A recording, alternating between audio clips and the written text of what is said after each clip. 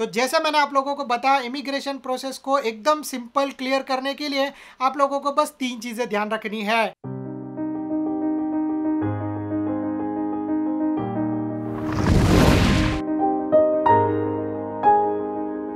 Hey guys, what's up, कैसे आप लोग and welcome back to the channel. Last video में मैंने बताया था पासपोर्ट कैसे बनाया जाए, एंड वो वीडियो के सक्सेस के बाद बहुत सारे लोगों ने मुझे एक क्वेश्चन पूछा था कि इमिग्रेशन कैसे क्लियर करें, इसका भी एक वीडियो बना दो।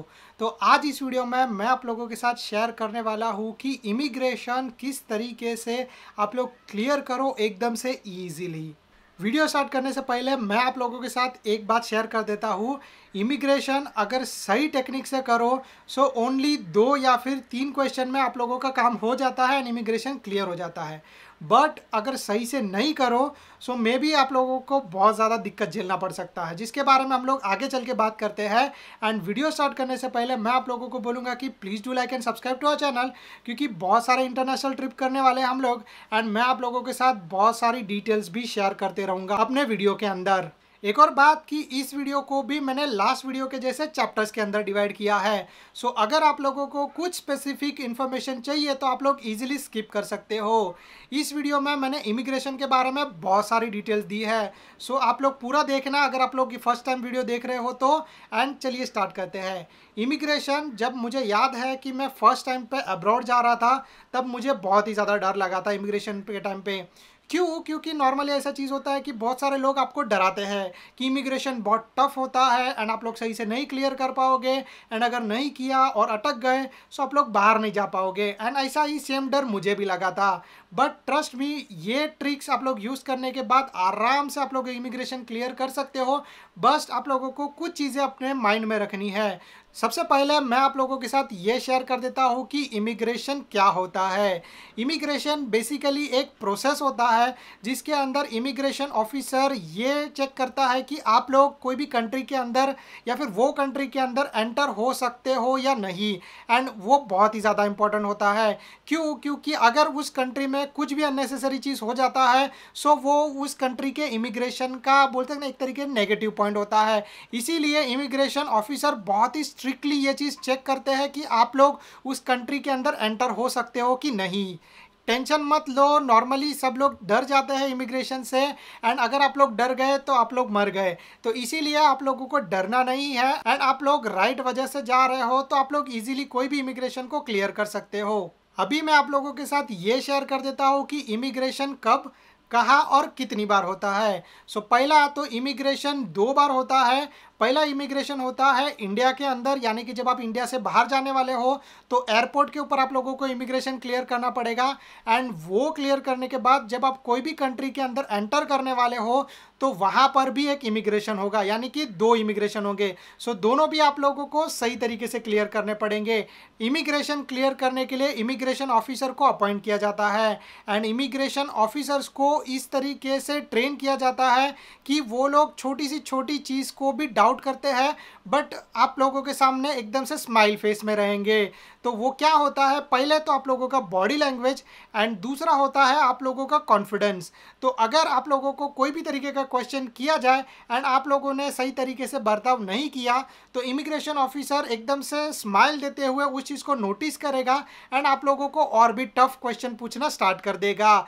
बट अगर आप लोगों ने कोई भी तरीके का रिस्पॉन्स नहीं दिया एंड कॉन्फिडेंटली उसने जो क्वेश्चन पूछा उसका आंसर दिया सो आप लोगों को ज़्यादा क्वेश्चन नहीं पूछे जाएंगे एंड आप लोग इजीली इमिग्रेशन को क्लियर कर सकते हो।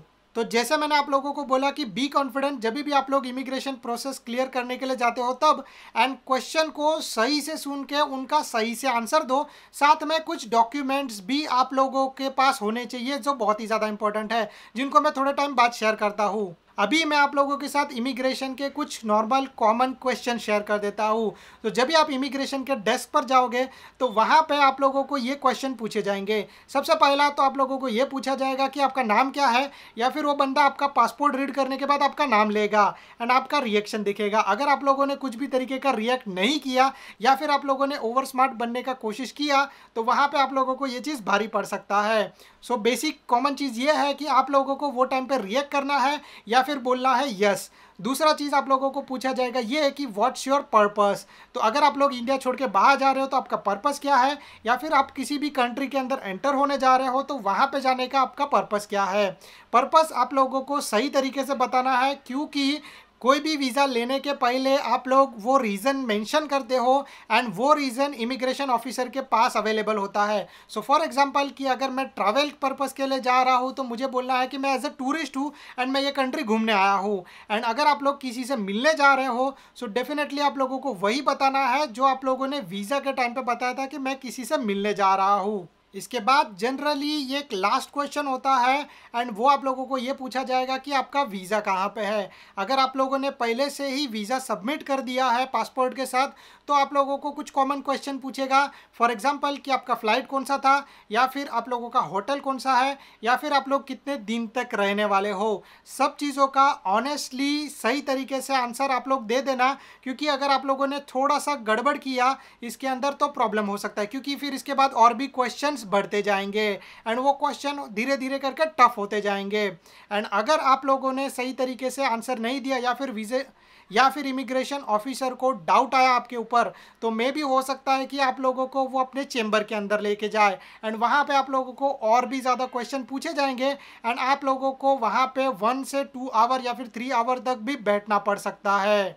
कुछ और कॉमन क्वेश्चन मैं आप लोगों के साथ शेयर कर देता हूँ, इमिग्रेशन के टाइम पे आप लोगों को हेल्प करेंगे एंड वो ये है कि रिटर्न जाने का फ़्लाइट टिकट कौन से दिन का है, या फिर वो फ़्लाइट कंपनी कौन सा है। एक और बात कि आप लोगों को होटल के बारे में भी पूछा जा सकता है। ज़्यादा करके लोगों को होटल की डिटेल्स नहीं पता होती है।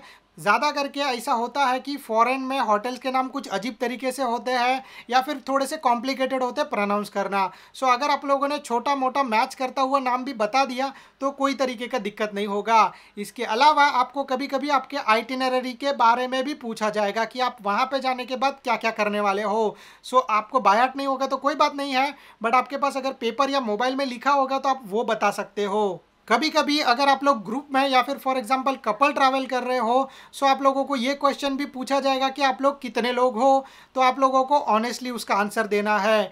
नॉर्मली इतने क्वेश्चंस के अंदर ही काम हो जाता है, बट अगर आप लोगों के ऊपर ज़्यादा डाउट आया तो आप लोगों को ज़्यादा क्वेश्चन पूछे जा सकते हैं। आप लोगों के लिए और भी इजी करने के लिए मैं अपने 3 पर्सनल एक्सपीरियंस शेयर करता हूँ। एंड पहला वो ये है कि जब मैं जा रहा था सिंगापुर फर्स्ट टाइम तो तब मुझे कुछ कॉमन क्वेश्चन पूछे गए थे।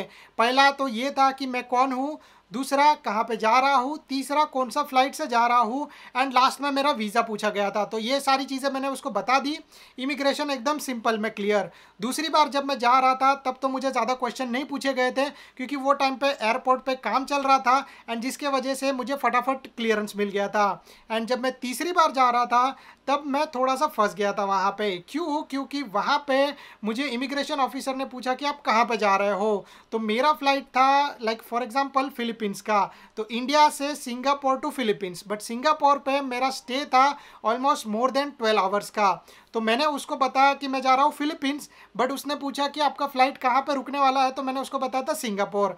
तो ये जगह पे मैं थोड़ा सा अटक गया था, बट थोड़ा सा क्लैरिफिकेशन के बाद मैं इजीली वहाँ से निकल गया। सो अगर आपका भी कुछ ऐसा कनेक्टिंग फ़्लाइट होगा तो आप लोग सही तरीके से इसका रिप्लाई दे देना। तो जैसे मैंने आप लोगों को बताया, इमिग्रेशन प्रोसेस को एकदम सिंपल क्लियर करने के लिए आप लोगों को बस 3 चीज़ें ध्यान रखनी है। पहला है आप लोगों का बॉडी लैंग्वेज, दूसरा है आप लोगों का कॉन्फिडेंस लेवल, एंड तीसरा आप लोगों को अपने आप को प्रिपेयर करके रखना है। आप लोग जो भी ट्रैवल करने के लिए जा रहे हो उसकी डिटेल्स आप लोगों को यहाँ पर फिट करके रखनी है।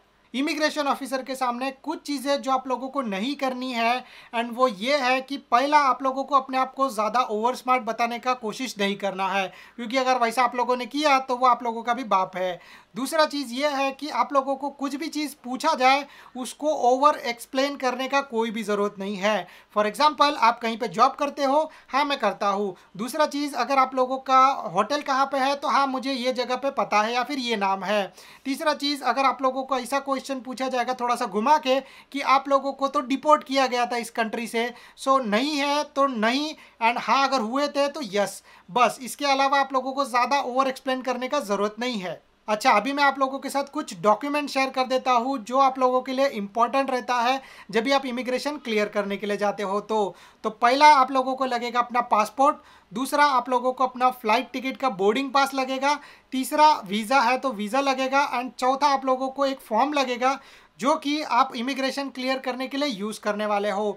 टेंशन मत लो, वो आप लोगों को फ्लाइट में ही मिल जाएगा, और अगर नहीं मिला तो इमिग्रेशन के वहाँ पे आप लोगों को मिल जाएगा। हमेशा अपने साथ एक पेन कैरी करना, क्योंकि आप लोगों को फॉर्म फिल करना पड़ेगा। इसके अलावा अगर ज़्यादा डाउट गया तो आप लोगों को रिटर्न फ्लाइट टिकट पूछा जा सकता है, होटल बुकिंग पूछा जा सकता है, आइटिनरी आपको पूछा जा सकता है, एंड इसके अलावा कैश या क्रेडिट कार्ड या जो भी आप अपने साथ कैरी कर सकते हो वो आप लोगों के पास रखना पड़ेगा। अगर आप लोग जॉब कर रहे हो तो जॉब का लीव लेटर भी अपने पास रखना, एक्स्ट्रा सेफ्टी के लिए, या फिर अपने लैपटॉप के अंदर रखना। जिस भी तरीके से आप कैरी कर रहे हो उस तरीके से मे बी कुछ सिनेरियो में आपका मोबाइल चेक किया जा सकता है या फिर आपका लैपटॉप चेक किया जा सकता है। आप लोगों को टेंशन लेने का ज़रूरत नहीं है, बस एकदम से कूल रहो ताकि आप लोग इमिग्रेशन बहुत सही तरीके से क्लियर कर पाओगे। So guys, that's it from my side. अगर आप लोगों को ये वीडियो पसंद आ रहेगा तो please do like and subscribe to our channel. अगर आप लोगों को कोई भी तरीके का डाउट रहेगा तो नीचे कमेंट कर सकते हो, या फिर अगर मैंने यहाँ पे रिप्लाई नहीं दिया सो आप लोग मेरे इंस्टाग्राम या फेसबुक पे फॉलो करके वहाँ पे मुझे मैसेज करने का कोशिश कर सकते हो। Thank you so much and good luck.